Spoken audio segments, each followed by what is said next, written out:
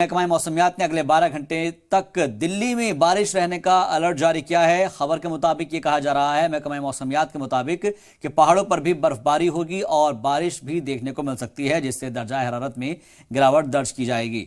वहीं पंजाब, मशरक़ी हरियाणा, दिल्ली, मगरबी उत्तर प्रदेश, राजस्थान के मशरक़ी जिले और नॉर्थ साउथ के साथ साथ जो कुछ सेंट्रल एरियाज हैं वहां पर भी बूंदाबांदी रहने के अंदेशा जाहिर किया जा रहा है।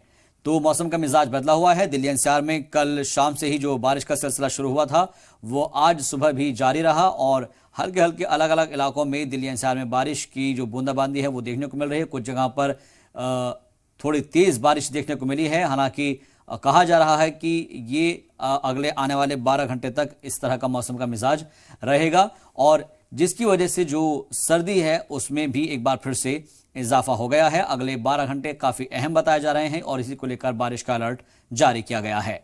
इसके अलावा पहाड़ी इलाकों की बात की जाए तो पहाड़ी इलाकों में बर्फबारी का भी पेशेनगोई की गई है।